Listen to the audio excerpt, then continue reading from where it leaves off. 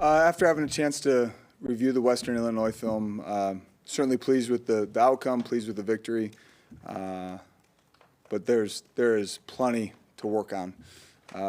Challenged our staff, challenged our team, challenging myself to be really objective with that evaluation and constructive in terms of, how we're going to move forward, how we're going to get better, how we're going to control what we can control. Incredible opportunity this weekend with Oregon coming into town, opening up Big Ten play. I'll tell you what, Coach Lanning has done an exceptional job at Oregon. Not only are they very talented, but they are incredibly well coached. There's not a single stone that will go unturned by him and his staff. They're going to be aggressive. They're going to try and apply pressure in a lot of different ways in all three phases. On top of being extremely talented, they are fundamentally sound. They're physical. They play hard. They finish plays. All you have to do is, certainly turn on the tape from last year, but turn on the tape from their first two games, and it doesn't take long to, find a profound, respect for the quality of a football team that they have and the task that we have right in front of us this Saturday. Coach, do you have an update on Cam Porter's injury? Yeah. Unfortunately, Cam's injury is going to result in his season being over, and all of us are crushed for Cam. There's no one that's worked harder. There's no one that's invested more in this program than Cam Porter. The thing that I'll also say is there is no one more suited and prepared to still have a profound impact on their team with these types of circumstances than Cam Porter. One thing that I've learned about Cam is, he understands that his purpose is bigger than football. He's a man that walks by faith and it's not just some cliche post or tattoo that he wears on his arm. It's something that he lives by and walks by. I learn from Cam Porter daily, and what I will tell you is every single room that Cam Porter steps into, that room, the people in that room are better because Cam's in it. And, he was in meetings this morning. He'll continue to be in meetings. He will continue to have a profound impact on this football program. And the last thing that I'll just share is, I don't know what the good Lord has in store for Cam long term, more football, professional life, but what I will tell you is that dude's future is bright. Any NFL scout I've ever run into will tell you that he makes every room and every organization he's a part of better because he's a part of it. So crushed for him, and ultimately also excited for the impact he's still going to have on this football team, Matt. Charlie. Coach, Caleb Komolafe now set to take a bigger role on. He's had career highs in carries and rushing yards in 2 consecutive weeks now.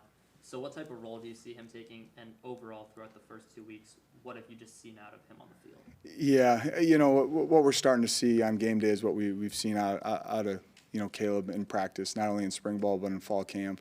Have been excited for his opportunity regardless of our depth in that room.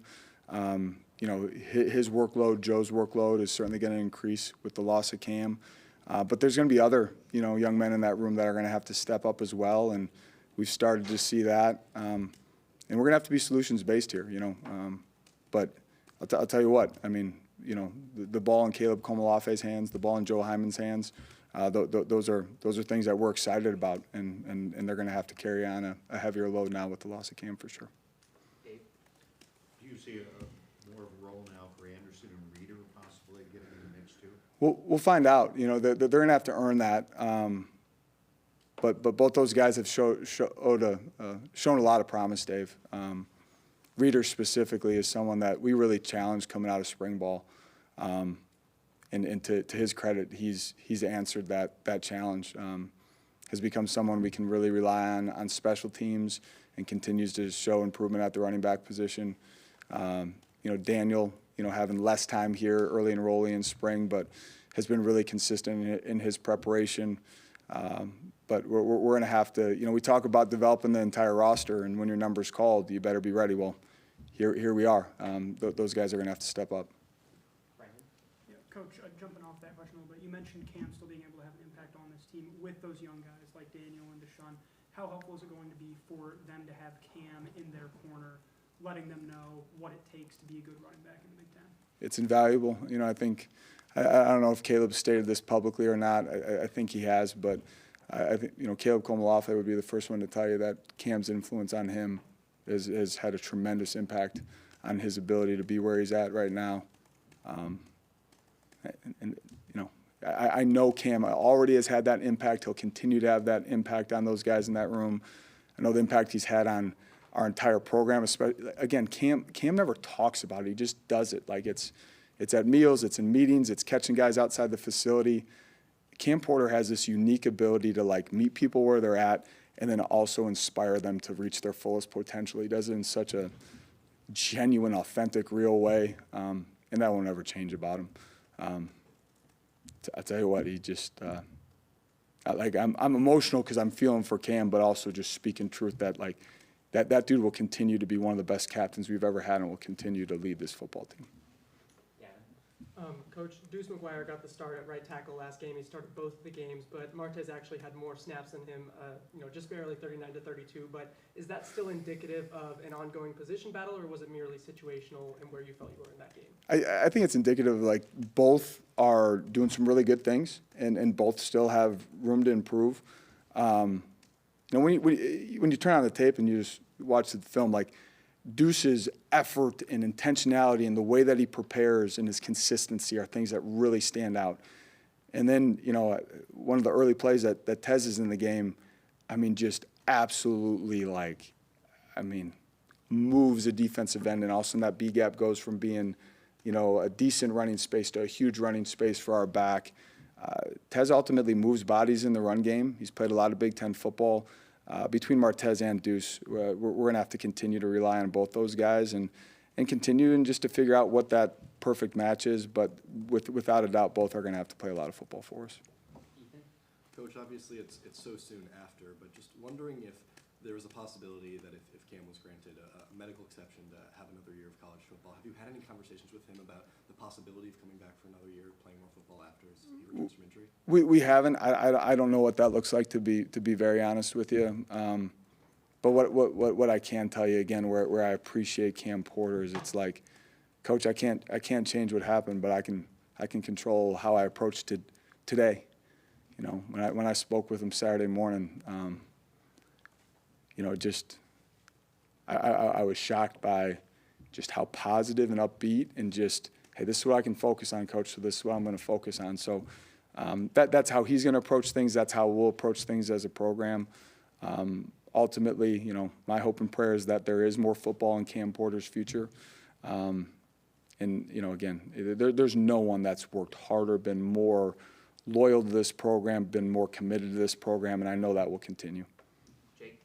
Coach, this is without a doubt, just at least on paper, the toughest conference opener you guys have had during your tenure here. How have you just seen in recent days, as you guys have gotten into prep, the group just start to embrace this challenge ahead? Yeah, I think it's so much of just the way that this group has learned to operate in terms of our process and the standard. And I know those are cliche terms that all of us coaches utilize, but that's where our leadership has done such a great job this offseason, defining what the standard is and what it looks like. And even challenging our team this morning, we're going to acknowledge and respect our upcoming opponent. No different than, the way that we're going to approach a Western Illinois game from a standpoint of we're going to respect our opponent, we're going to understand what they do well, and we're going to prepare for that opponent. But what can we control? We can't control Oregon, but we can control the way that we go about our process and the standard that we adhere to. And I think our guys have a sense of ownership in that.